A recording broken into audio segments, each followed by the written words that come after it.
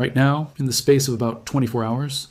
we've watched two completely contradictory stories get told about the exact same negotiation, and untangling which one is closer to the truth tells you almost everything about where this war actually stands. On one side, the American president stood in front of reporters in Michigan and said there are, in his words, very friendly negotiations happening with Iran right now. On the other side, Iran's own deputy foreign minister came out and said, on the record, that the Iranian delegation hasn't made a single plea or request to continue talks, and that Iran has already rejected the American proposal on the table. Those two statements cannot both be true in any meaningful sense, and that contradiction alone tells you almost everything you need to know about where this conflict actually stands right now. Somebody is negotiating from a position of confidence, and somebody is negotiating from a position of denial, and figuring out which is which matters enormously for what happens over the next several weeks. So let's actually walk through this, because the surface level headlines don't capture the real picture, and the gap between what's being said publicly and what's actually happening behind closed doors is exactly where the real story lives right now. As of right now, technical delegations are reportedly still in session in Doha, Qatar, working through details, but there are no high-level meetings currently taking place between Washington and Tehran. Over the weekend, Omani officials, who have spent months acting as the go-between in this entire relationship, met with their Iranian counterparts, and according to Iran's own foreign ministry, those talks were described as constructive, but they produced absolutely no change in the status of maritime traffic through the Strait of Hormuz, which remains the single biggest flashpoint of this entire war. Meanwhile, the administration's own envoy to the United Nations has said the president is giving these talks, quote, some space, a phrase that sounds diplomatic, but really just means the bombing campaign is paused while everyone waits to see if Iran actually intends to negotiate seriously or is simply running out the clock again the way it's done multiple times already throughout this conflict. Stick around, because we're going to break down exactly why Iran keeps refusing to close this deal even as its military infrastructure gets dismantled night after night, what the regime's own internal politics are doing to make any real agreement almost impossible to sign, and then we're going to walk through the actual range of outcomes that are realistically on the table from here, because there are more paths forward than just bombing campaign resumes or ceasefire holds, and understanding all of them matters more than fixating on just one. We'll also get into a genuinely wild development involving Ukraine that just added a whole new layer of complexity to this entire regional picture, and we'll cover that toward the back half of the video. If you're finding this kind of breakdown useful, go ahead and drop a like. It genuinely helps push this kind of analysis to more people trying to actually understand the moving parts here instead of just reacting to headlines. And if you haven't subscribed yet, now's a good time because this situation is shifting practically by the hour. Let's start with the actual sticking point, because Iran isn't refusing to talk out of pure stubbornness. There's a specific list of demands that keeps coming up again and again throughout this entire negotiation process, and Iran has consistently balked at nearly all of them. Washington and its allies have pushed for Iran to substantially reduce its ballistic missile program, to stop funding and arming the network of allied militias it's built across the region over the last several decades, and most fundamentally, to give up any realistic path toward a nuclear weapon. Iran's public position throughout has been that it doesn't avoid talks in principle, but that repeated broken promises from Washington have made it nearly impossible to trust that any agreement would actually be honored on the other side.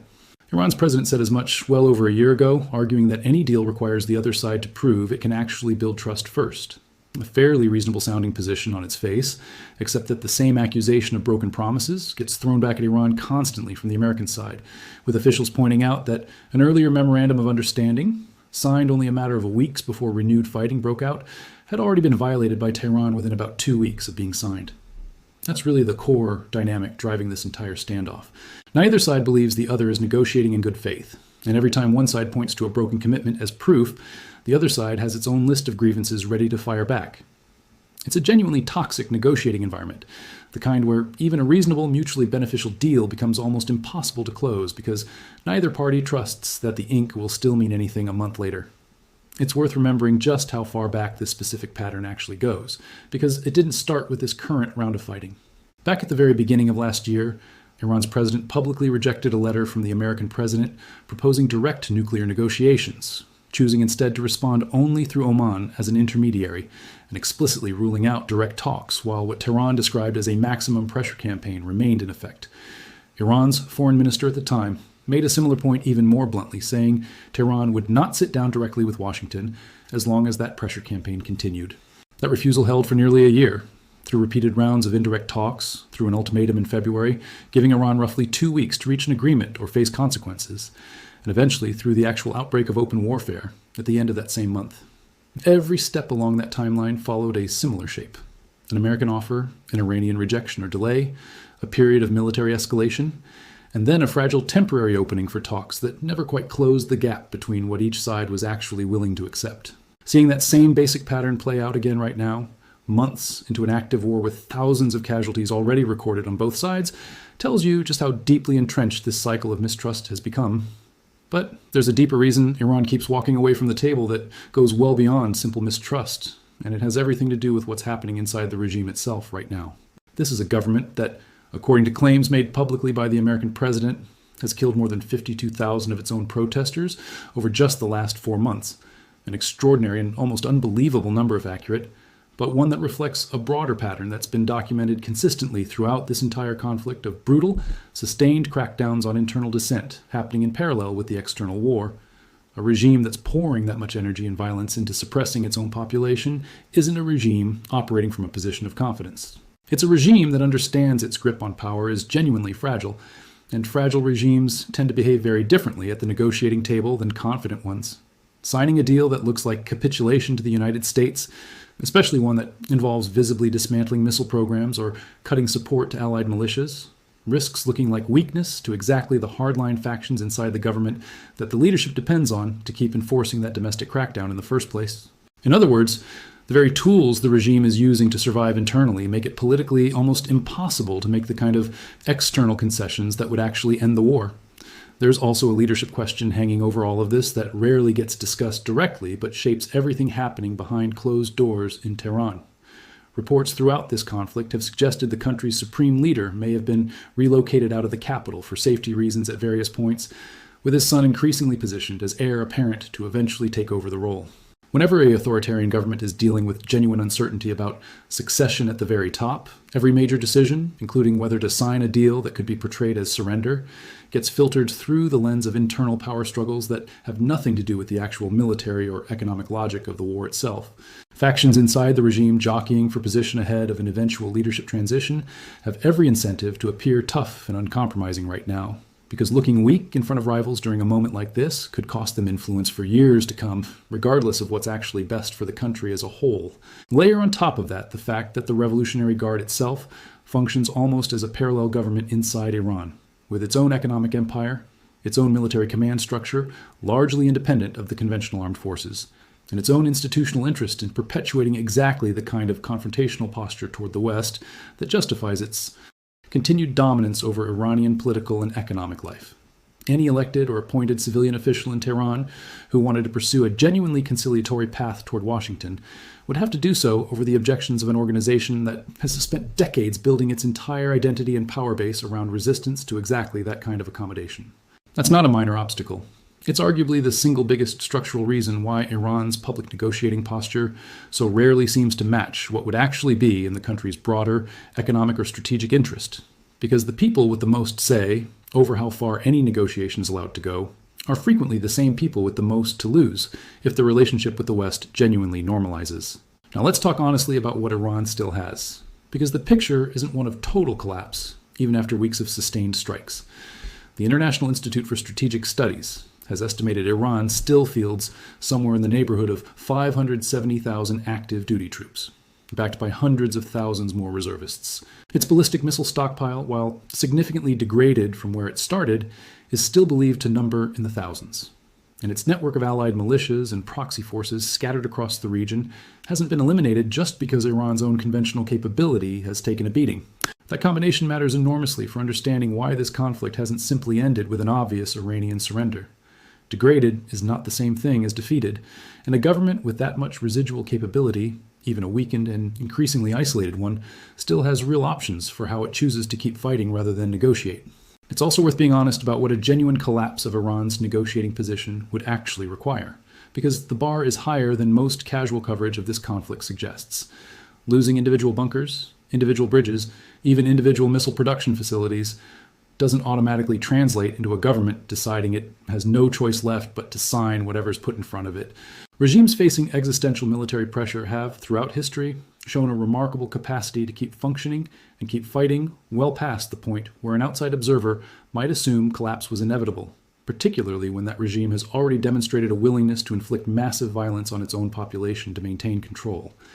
The Iranian leadership seems to be betting that it can absorb a level of sustained military and economic pain that would break most governments, precisely because its survival strategy has never really depended on popular support in the first place. It's depended on the security apparatus's willingness to keep enforcing control, regardless of what ordinary Iranians actually want. As long as that security apparatus stays loyal and functional, the regime retains options that a government more directly accountable to its population simply wouldn't have. So let's actually get into the range of things that could realistically happen from here, because this is where the analysis gets genuinely useful rather than just descriptive. The first scenario, and probably the one officials in Washington would prefer, is that the current pause holds. Technical talks in Doha slowly produce something resembling real progress, and Iran eventually agrees to verifiable, meaningful restrictions on its missile and nuclear programs in exchange for sanctions relief and an end to the blockade currently strangling its oil exports.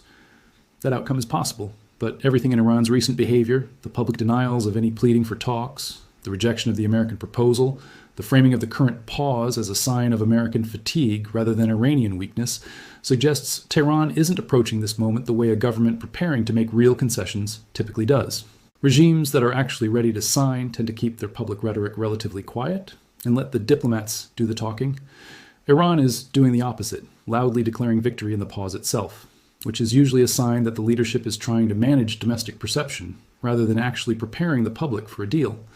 The second scenario is that this pause turns out to be exactly what it's looked like every previous time this pattern has played out over the course of this conflict, a reconstitution window. Iran uses the lull in strikes to quietly rebuild missile stockpiles, reposition mobile launchers that had been forced into hiding, repair damaged command and communications infrastructure, and essentially buy time until either international attention drifts elsewhere, or domestic political pressure inside the United States builds enough momentum to force a withdrawal from the fight, regardless of whether Iran has actually changed its behavior. This is, by a wide margin, the pattern Iran has followed every single time a previous ceasefire or diplomatic opening has emerged throughout this war. Fighting pauses, Iran claims some form of victory or vindication publicly, and then within weeks, sometimes days, attacks on shipping or regional targets resume, triggering another round of strikes that starts the entire cycle over again. If history is any guide here, and at this point there's a lot of history to draw from within just the last several months alone, this is probably the single most likely outcome, unless something structurally different happens this time around. There's a specific tactical pattern behind that reconstitution strategy that's worth understanding in a little more detail, because it's shown up repeatedly throughout this conflict, and it's almost certainly playing out again right now during this latest pause, quietly, out of sight, while the world's attention is focused on whether talks in Doha are actually going anywhere. Iranian forces have consistently used excavation equipment to dig missile launchers back out of mountain bunkers, once strikes let up even briefly, moving equipment that had been buried or hidden during the intense phases of bombing back into operational positions the moment the skies overhead go quiet. Satellite and drone imagery throughout this war has repeatedly caught exactly this kind of activity. Excavators clearing debris away from bunker entrances, launcher vehicles rolling back out into the open, only for strikes to resume and force everything back underground again days or weeks later. That cat-and-mouse pattern of burying and unburying capability every time the bombing pauses is likely happening again right now, which is exactly why officials in Washington remain deeply skeptical that this current lull represents anything more than Iran catching its breath before the next round. The third scenario, and probably the most dangerous one on the table, is that the campaign resumes at a meaningfully higher intensity than before, specifically targeting the capital itself in a way that's mostly been avoided up to this point. Throughout this stretch of the conflict, Tehran has been struck directly only a small handful of times, a notable contrast to earlier phases of the broader war when the capital absorbed hundreds of strikes, most of them carried out by Israel rather than the United States. If diplomatic efforts collapse entirely and the administration decides Iran is simply using every pause as a stalling tactic, the logical next step, based on statements officials have already made publicly, is a much more direct campaign against targets inside or immediately around Tehran itself, striking at the actual seat of political power rather than just at military infrastructure scattered across the rest of the country. That's an enormous escalation with unpredictable consequences, both for how the regime itself might respond and for how ordinary Iranians caught in the middle of that targeting would experience a war that had, up to that point, largely spared the capital. That kind of shift would also almost certainly reopen exactly the humanitarian and legal debates that have already followed earlier strikes against infrastructure with heavy civilian use throughout this conflict. Tehran is a city of millions of people going about ordinary daily life, and any meaningful escalation of strikes inside or immediately around it, even when aimed specifically at military and leadership targets, carries a substantially higher risk of civilian casualties than strikes against isolated coastal bunkers or desert missile sites ever could. Officials weighing that kind of escalation are almost certainly balancing the potential to directly pressure the regime's own leadership against the very real possibility that expanding the target list into a dense urban capital produces exactly the kind of civilian toll that could shift international opinion and complicate the broader coalition currently backing this campaign. There's a fourth scenario worth taking seriously, too, one that doesn't get discussed as openly in official statements, but comes up constantly in strategic commentary around this conflict, which is the idea that sustained economic and military pressure eventually creates space for internal opposition inside Iran to grow in a way that changes the political equation entirely, independent of anything the United States does militarily. The blockade currently strangling Iranian oil exports, combined with sustained strikes against military and now infrastructure targets, combined with a domestic crackdown that's reportedly killed tens of thousands of protesters over just the last several months, creates exactly the kind of pressure cooker environment that historically has, in other contexts, eventually produced internal fractures within authoritarian governments. Whether that actually happens here, whether it happens quickly enough to matter, and whether any resulting instability produces something more stable or genuinely more dangerous, are all enormous open questions that nobody can answer with confidence right now. But it's clearly part of the calculation happening inside the administration, based on repeated comments from officials about wanting to apply maximum pressure across every available front simultaneously, rather than relying on airstrikes alone to force a change in Iranian behavior. Officials who favor that broader pressure approach tend to point toward earlier waves of unrest inside Iran, including protests that flared up in the earlier months of this year over economic conditions well before the current round of open warfare even began, as evidence that the regime's grip on public loyalty is thinner than its own propaganda suggests. The counterargument, made just as forcefully by skeptics of that approach, is that authoritarian governments with a fully committed security apparatus have shown time and again that they can survive remarkably deep economic pain and sustained unrest without actually losing control, provided the people enforcing that control stay loyal and adequately resourced. Which of those two readings turns out to be correct in Iran's specific case is arguably the single biggest open question hanging over this entire conflict, bigger in many ways than any individual battlefield outcome, because it determines whether outside pressure alone is even capable of producing the kind of change Washington says it wants, or whether real change here can only come from something breaking inside the country itself. Before we get into the last piece of this puzzle, it's worth pausing on something that just happened that adds a genuinely unexpected new layer of complexity to this entire regional picture. Ukraine struck an Iranian vessel in the Caspian Sea over the last day, an attack that killed one crew member and injured 3 others. Ukrainian officials have said the vessel was transporting military goods from Iran to Russia, part of the ongoing weapons pipeline that's flowed between Tehran and Moscow throughout Russia's war against Ukraine. Iran has condemned the strike. And while this single incident is unlikely on its own to reshape the broader trajectory of the Iran conflict, it's a genuinely significant reminder of just how interconnected these two wars have become. Iran has spent years supplying Russia with exactly the kind of cheap, effective drone technology that's now being used against American forces and Gulf partners in this current conflict. And Ukraine, in turn, has become directly involved in trying to disrupt that supply relationship at its source, striking the literal ships carrying military goods between the two countries. That means Iran is now simultaneously fighting a war against the United States and its regional partners in the Gulf, managing a massive internal crackdown against its own population, and now absorbing direct attacks from Ukraine, specifically targeting its military relationship with Russia. That's an extraordinary amount of simultaneous pressure for any government to manage, let alone one already dealing with the kind of internal fragility we've already talked about. Think about the geography involved here for a second, because it underscores just how far this conflict has genuinely spread. The Caspian Sea sits on the opposite side of Iran entirely from the Strait of Hormuz and the Persian Gulf, bordered by Iran to the south and Russia, along with several former Soviet states to the north and west. It's historically been treated almost as a separate theater from the maritime conflict playing out in the Gulf, largely because it's landlocked and far removed from the international shipping lanes that make Hormuz such a critical global choke point. Ukraine, reaching into that specific body of water to strike a vessel tied to its own war with Russia, shows that no part of Iran's territory or maritime access is genuinely insulated from this broader web of conflicts anymore. Every direction Iran looks right now, south toward the Gulf where American and allied forces are enforcing a blockade, west toward Israel and its regional partners, and now north toward the Caspian where Ukraine is actively disrupting its supply relationship with Russia. There's active pressure coming from somewhere, and that kind of multi-front exposure makes it substantially harder for Iranian leadership to treat any single negotiation, including the one with Washington over its nuclear and missile programs, as an isolated issue that can be resolved on its own terms. There's also a broader regional diplomatic thread worth understanding here, because it shapes how much room Iran actually has to maneuver. The administration has been working in parallel on a deal that would provide Saudi Arabia with a civilian nuclear program, but just one day after American and Saudi officials actually signed that agreement, the president attached an entirely new condition to it, saying the kingdom would first need to formally normalize relations with Israel through the Abraham Accords framework before the deal could take effect. That might sound like a completely separate story from the Iran negotiation, but it's not. Every time another Gulf state moves closer to formal normalization with Israel, and every time American and Saudi cooperation on something as sensitive as nuclear technology moves forward, it reinforces the exact regional alignment that Iran has spent decades trying to prevent. An increasingly unified bloc of American-aligned Gulf states with growing openness toward Israel, standing directly across from an isolated Iran that's rapidly running out of regional allies willing to publicly back it.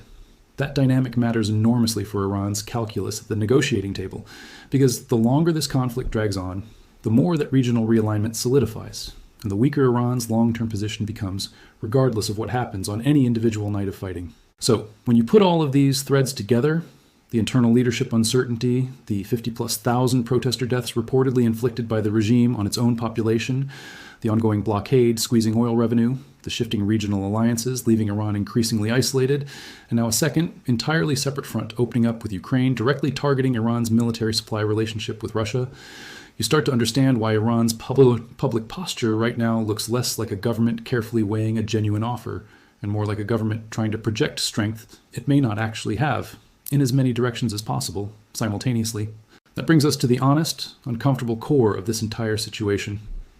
A negotiated deal that actually holds requires both sides to believe that signing is better than not signing. And right now, based on everything visible from the outside, Iran's leadership appears to have calculated that the political cost of visibly capitulating to American demands, at a moment when internal unrest is already threatening the regime's grip on power, outweighs whatever benefit sanctions relief or an end to the blockade might actually provide. That's a genuinely different calculation than a simple cost-benefit analysis of military damage versus economic relief.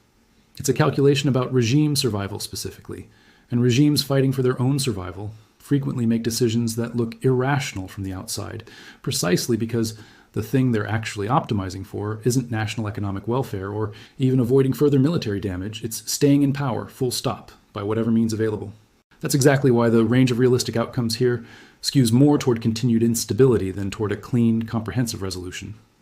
The most likely near-term path is probably some combination of the second and third scenarios we already walked through, a continued cycle of pauses and resumptions, punctuated by occasional diplomatic breakthroughs on smaller technical issues, even as the core disputes over missiles, proxies, and the nuclear program remain unresolved, with the campaign gradually intensifying over time as patience in Washington wears thinner with each cycle of Iran appearing to negotiate in public while denying it in private.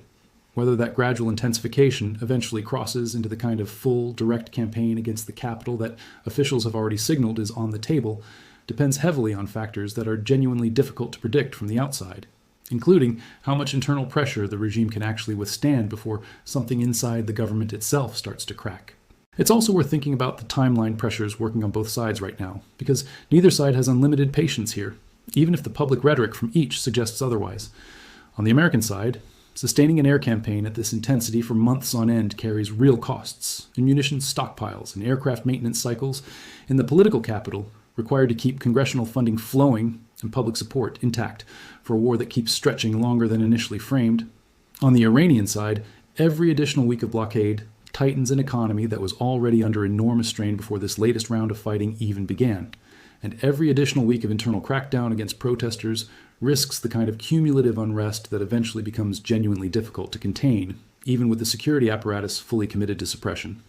Both governments are essentially racing against their own internal clocks, betting that the other side runs out of patience, resources, or political room to maneuver first. That kind of mutual endurance contest rarely produces quick, clean resolutions, It tends to grind on until something structural shifts on one side or the other, whether that's a genuine change in regime behavior, a change in the political calculus in Washington, or some kind of internal rupture inside Iran itself that changes who's actually making decisions in Tehran. What's clear, regardless of which specific path this takes, is that the assumption some officials and observers held earlier in this conflict, that enough military pressure combined with a reasonable diplomatic offer would eventually produce a straightforward negotiated end to this war, looks increasingly naive, given everything that's happened over just the last several weeks. This isn't a government behaving like a rational actor weighing costs and benefits in any conventional sense.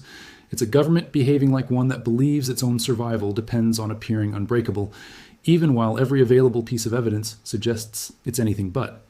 That mismatch between how the regime is behaving and what its actual underlying position looks like is exactly the kind of dynamic that tends to produce prolonged, grinding conflicts rather than clean, decisive endings, and everything happening right now, the contradictory statements about whether talks are even happening, the loud public claims of victory over a pause that looks a lot more like exhaustion than strength, the willingness to keep absorbing massive internal and external pressure simultaneously rather than change course, points toward exactly that kind of extended, uncertain trajectory rather than any kind of imminent resolution. What do you think happens from here? Do you think Iran eventually comes to the table for real once the pressure becomes unbearable enough? Or do you think this cycle of pause and resumption just keeps repeating indefinitely until something on the ground forces a genuine change? Let us know what you think down in the comments. We read through all of them, and it genuinely shapes what we dig into in future videos. If this breakdown helped you understand the real dynamics driving this standoff instead of just the surface-level contradiction between what both sides are publicly claiming, do us a favor and hit like on this video, leave your take in the comments, and subscribe if you haven't already, so you catch the next update the moment something actually shifts. This situation is moving fast, and the stakes keep climbing on every front, so we'll keep tracking every part of it as it develops. Thanks so much for watching, and we'll see you in the next one.